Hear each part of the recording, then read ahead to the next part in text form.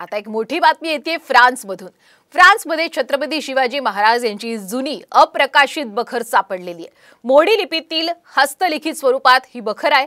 या बखरीमध्ये छत्रपती शिवरायांची पूर्ण कारकीर्द आणि छत्रपती संभाजी महाराज यांच्या कारकिर्दीचा प्रारंभ यामध्ये आहे। नॅशनल लायब्ररी ऑफ फ्रान्समध्ये काही जुनी कागदपत्र चाळत असताना पुण्याच्या इतिहास संशोधक गुरुप्रसाद कानेटकर आणि मनोज दाणी यांना ही बखर सापडलेली आहे। या संदर्भात अधिक माहिती तुम्ही आजच्या सकाळ या पेपरमध्ये सुद्धा वाचू शकता। अत्यंत मोठी आणि अभिमानास्पद अशी ही बातमी। आणि इतिहास अभ्यासक गुरुप्रसाद कानेटकर स्वतः आपल्याशी जोडले गेलेले आहेत। आपलं खूप खूप स्वागत आहे साम टीव्हीवर।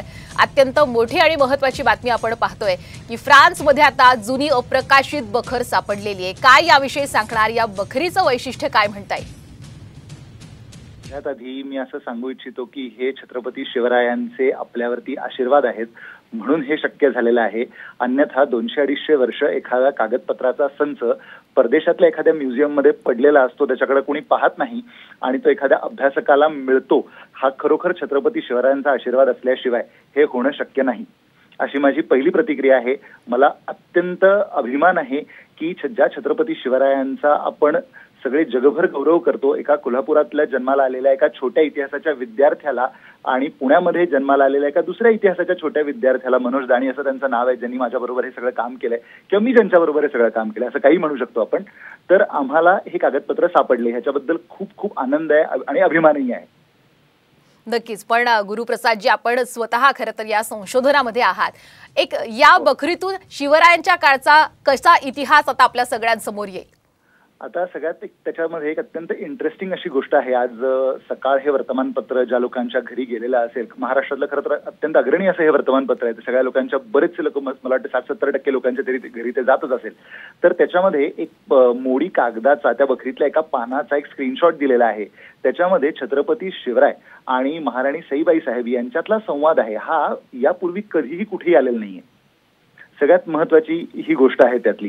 त्याच्यानंतर असे बरेच प्रसंग आहेत की महाराज एका ठिकाणी पालखीतून जात असताना एक बोरीच्या झाडाची काठी त्यांना लागली आणि महाराजांनी सांगितलं की इथे खणून बघा, तिथे खूप असं द्रव्य लागलं।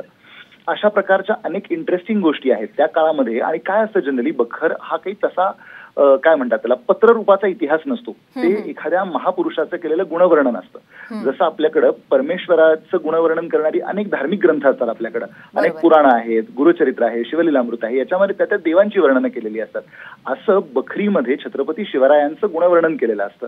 तर त्याच्यामध्ये काय असतं, छत्रपती शिवराय ही मुख्य व्यक्ती आणि त्यांच्या आसपास ज्या बाकीच्या व्यक्ती असतात त्या व्यक्तींबद्दलची सुद्धा आपल्याला माहिती मिळते। त्या व्यक्ती सुद्धा किती मोठ्या होत्या, त्यांचं कार्य काय होतं हे सुद्धा त्याच्या बरोबरीने आपल्याला समजत असतं। हे त्यातलं सगळ्यात महत्वाचं।